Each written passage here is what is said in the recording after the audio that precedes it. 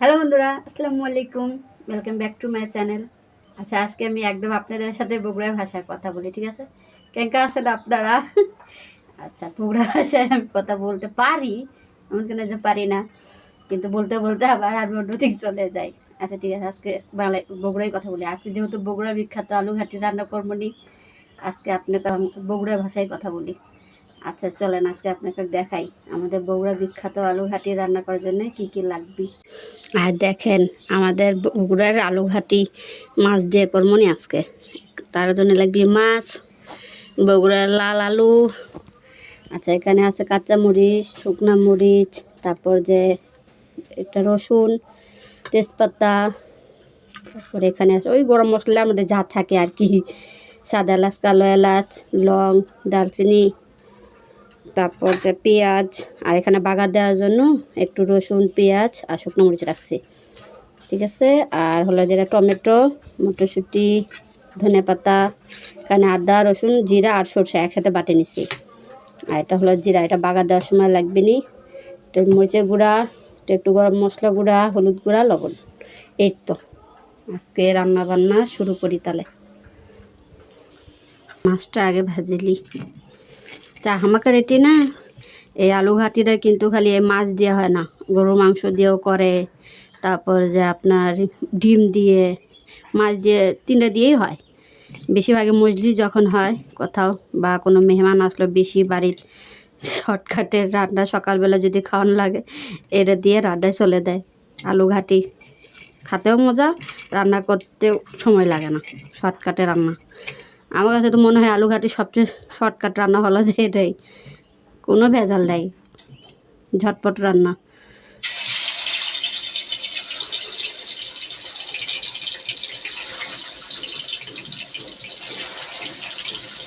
আমার করে বগুড়ার আলুই হলো যে সবচেয়ে বেশি মজার আলু।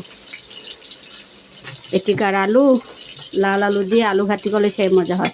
অন্য আলু দিয়েও করা যায়, কিন্তু বগুড়ার লাল আলুটা বেশি মজা।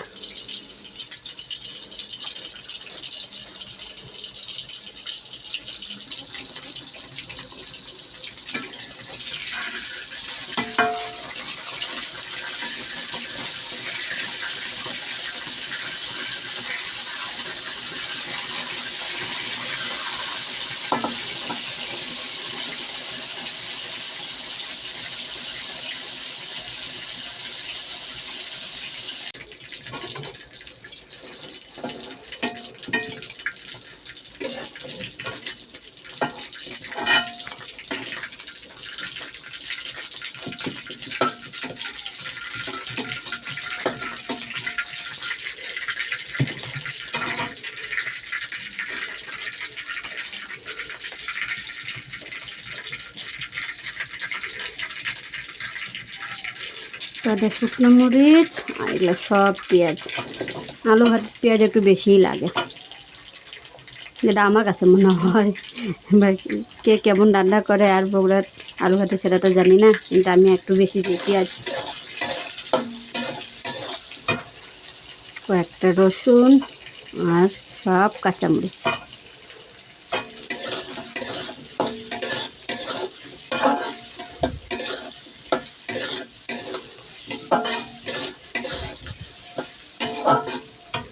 এখন এগুলা তালানি দিমনি।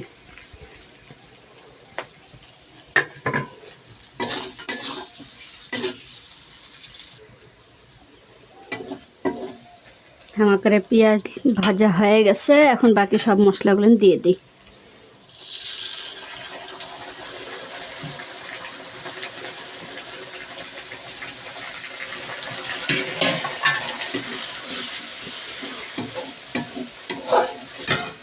গরম মশলা,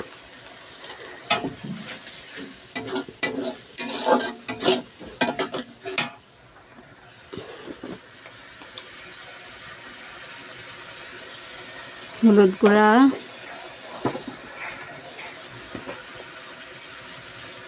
মরিচ গুঁড়া,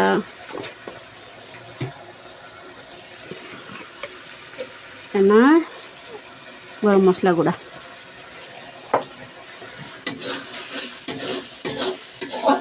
ভালো মতো মশলাটা ভাজিলে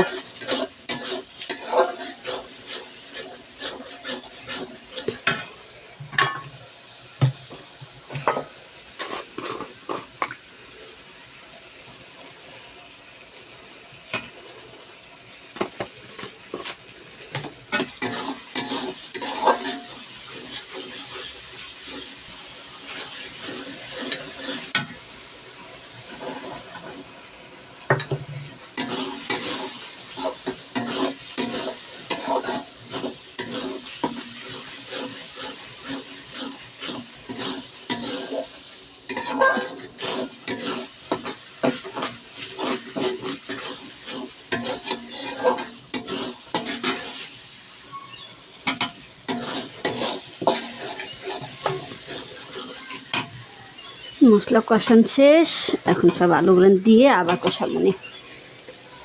এই আলু ঘাটির এখনই একটু সময় লাগে, এই আলুটা দিয়ে কিছুক্ষণ ভালো মতো ভাজা লাগে।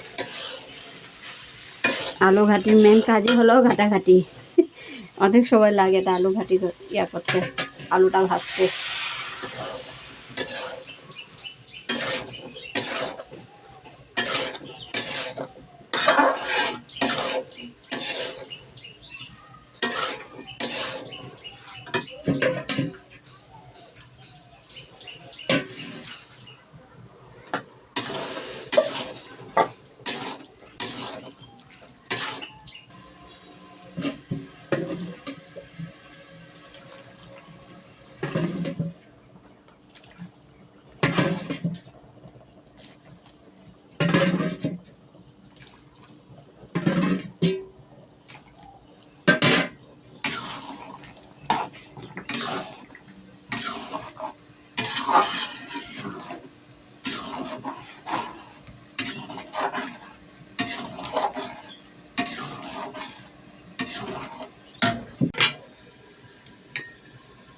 এখন সব টমেটোটা দিয়ে দিই।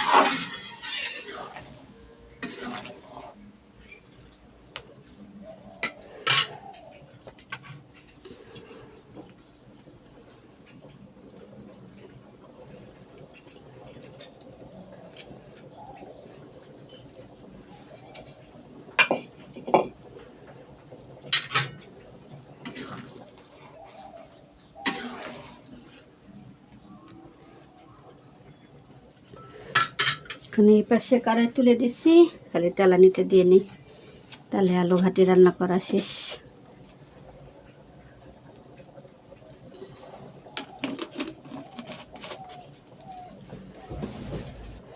পেঁয়াজ, রসুন, তেজপাতা, শুকনো মরিচ।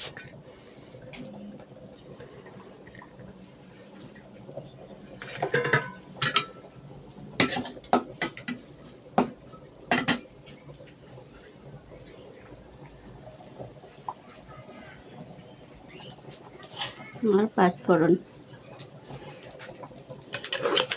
চালানি দিমু আর পাঁচফোড়ন দিমু না, তা কি হয়? আসল স্বাদ তো এই পাঁচফোড়নের।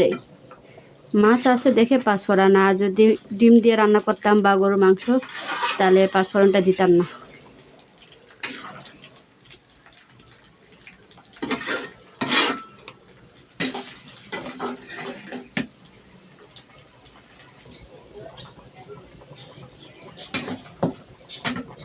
একটু মরিচের গুঁড়া দিলাম কালারটা সুন্দর হওয়ার জন্য।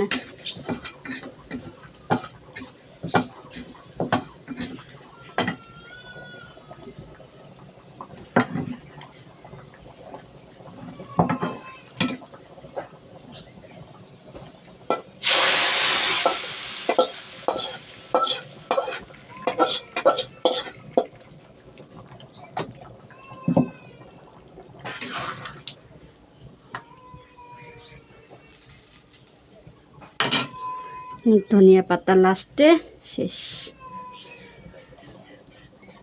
একটু বেশি করে দিই।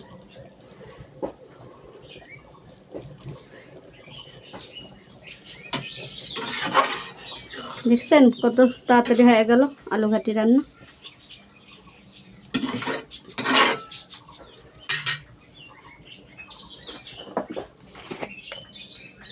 সে একটু গরম মশলা গুঁড়া,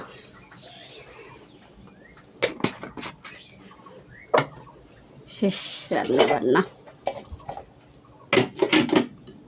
রান্নাবান্না শেষ করে পুরো রান্নাঘরটা গুছিয়ে নিলাম। এই ওয়ালটা তো তেলে সেটা পুরো নষ্ট হয়ে যায়, আমি যতই লেপে রাখি, কালকেই লেপছি আর আজকে অবস্থা। তো এখানে আমার ভাত রান্না, আলু ঘাটি রান্না শেষ।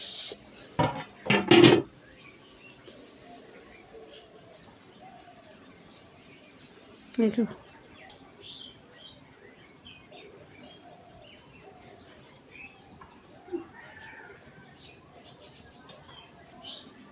আজকের মতো আল্লাহ হাফেজ। আশা করছি আমার ভিডিও আপনাদের কাছে ভালো লাগবে। যদি ভালো লাগে থাকে চ্যানেলটা সাবস্ক্রাইব করে লাইক করে কমেন্টে জানিয়ে যান আলু ঘাটি কেমন হলো। আল্লাহ হাফেজ।